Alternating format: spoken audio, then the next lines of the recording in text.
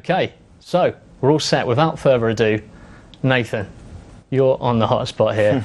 Landon Donovan, the hero, the legend of American soccer, has finally hung up his boots. Was it emotional for you, and was it emotional for him?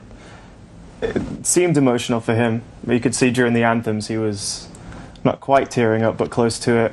For me, growing up an England fan and later in life becoming accustomed to the US game as well, I can't say it was as emotional for me as it was the people I was watching with, but it was definitely a good send-off for him and all of the fans in attendance too. Well, give us a little bit, because I'm wondering whether it was a little bit awkward. For Landon? Yeah, because of Klinsmann. So if you can just give us a bit of background on that and why there could be a little bit of tension between the two. So, as everybody knows, he was left off the World Cup roster this year in what everybody regarded as going to be his last World Cup, and he was a lock for it. He's been quite open since then about not really having a relationship with Jurgen, and it came about pretty quickly that he wanted one more send-off. I think being left off the World Cup roster seemed like an end piece for his career, at least in his own mind. And then, as I gather, he was talking to the US Federation, and they proposed this last game during the FIFA calendar for him to play his testimonial, shall we say. And then the closer it got, the more comments were coming about his summer and what he was up to, and we saw the commercials of him sitting at home watching the games, and Klinsmann and him have seemingly had a testy relationship, but on the night it was all about Landon, and I think it's one of those things with time, it'll ease up and Landon will learn to appreciate everything that has happened for him. So yeah, an emotional summer, an emotional last game for Landon Donovan and US soccer supporters in general, but yeah, hit the post as well, didn't he? Yeah. Almost. The script was written for him. I think it was Josie that set him up a little cheeky back heel on the edge of the box, and Landon running in just bounced right back out to him. I was saying earlier I wanted him to score a hat-trick, just to get Jurgen thinking again. Just quickly, Alex, was that a shock to you, as a football fan, that that Donovan wasn't there? Well, the World Cup? Yeah.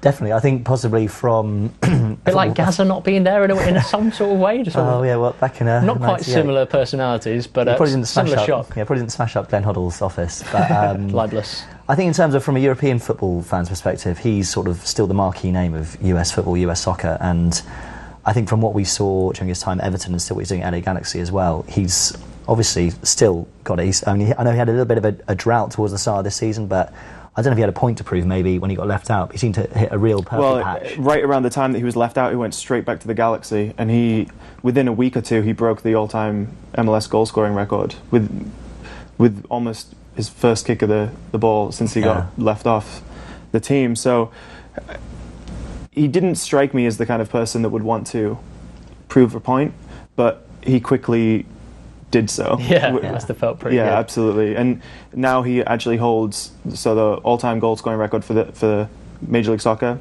and the assist record for Major League Soccer, and the goal-scoring record for US Soccer, and the assist record for US Soccer. So right. Every category that he could lead in for his position at club and country. So do you think he didn't go because of a sort of personality clash with Klinsmann, and it was more Klinsmann being stubborn, or was he just trying to kind of move the team on in his own sort of mould? I think that's it. It's been quite apparent since Klinsmann's taken charge that he's been trying to do things differently that US soccer hasn't had before. Bradley, whoever it was. So Klinsmann, I think, is trying to establish his own rules, and he is, obviously, as you saw with Germany in 2006, he is what he kind of did there. Huge youth team guy. He loves bringing the youth up and developing them, and he's proposed changes for leagues for youth development across the board. And leaving Landon off was, you could argue, a signifier that he wanted just to shake things up. Whether or not they could have benefited from him at the World Cup, I think Klinsmann did it consciously. We'll never know, sadly. But we'll get to the L word in a minute with you, Nathan. Legacy of Donovan. But first, Christian, what are your reflections on Donovan himself? You might have seen him a bit at Everton. What did you make of him as a player? Was he sort of your run-of-the-mill Premier League standard player, or could you see that he had something a little bit special there, perhaps should have had a longer career in Europe? Well, I think that everyone was impressed with him when he came over for Everton. You know, he did very well in his first spell there. And I think that he certainly had the qualities that you could have said he could have made it in the long term at a club like Everton, you know, pushing for the top 6 of the Premier League. So that's a very good standard for any footballer. I think that the way he's looked at differently to other American players is because he chose the route of staying in the US. You know, over the years we've seen players come over and we almost take them for granted. Brad Friedel, Clint Dempsey, Brian McBride, you know, and the like, Brad Guzan. But with Donovan taking that decision to stay in the US, I think some people in Europe questioned it. It's a question for all of you. Was that a decision?